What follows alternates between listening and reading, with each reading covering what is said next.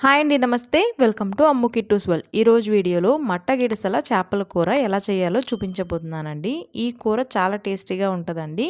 అన్ని చేపల్లో కల్లా ఈ చేపలు చాలా టేస్టీగా ఉంటుంది. అలాగే చేయడం కూడా చాలా తేలికండి. ఏ చేపల కూరకైనా కూడా రుచి రావాలంటే ఉప్పు, కారం అలాగే పులుపు కరెక్ట్గా వేసుకోవాలండి. అప్పుడు టేస్ట్ చాలా బాగుంటుంది. చిన్న చిన్న టిప్స్తో బిగినర్స్ కూడా ఈజీగా చేసేలాగా మరి ఎలా చేయాలో చూసేద్దాం పదండి. ముందుగా ఇక్కడ నేను 1 కేజీ వరకు మట్టగిడసల చేపలు తీసుకొని ఇలా శుభ్రంగా కట్ చేసి వాష్ చేసుకున్నానండి. సాల్ట్ అలాగే కొంచెం పసుపు వేసి వాష్ చేసుకోవాలి.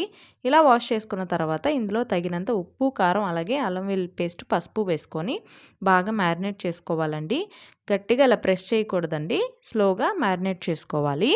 బాగా పట్టించిన తర్వాత ఇలా మూత పెట్టి వీటిని ఒక అరగంట సేపు పక్కన పెట్టుకోవాలి.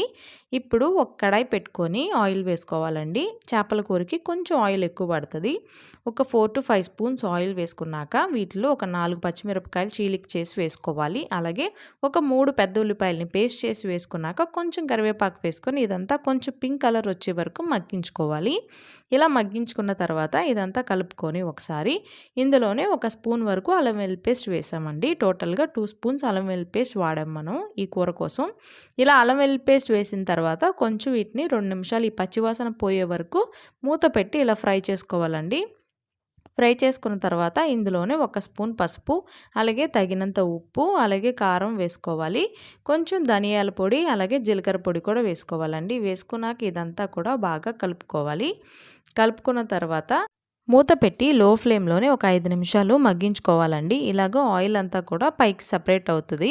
అప్పుడు మూత తీసి ఇలా కలుపుకున్నాక పెద్దగా నిమ్మకాయ సైజ్ అంత చింతపండుని నానపెట్టుకొని ఇలా పులుసు పోసుకోవాలండి. ఈ చింతపండు పులుసు వేసేటప్పుడు చూసి వేసుకోవాలండి, ఒకేసారి ఎక్కువ వేయకూడదు.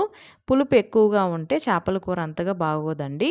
ఇలా వేసి మూత పెట్టుకొని ఒక 10 నిమిషాలు బాగా పులుసుని మరిగించుకున్నాక మనం మ్యారినేట్ చేసి పెట్టుకున్న ఈ చేపల్ని వేసుకోవాలండి.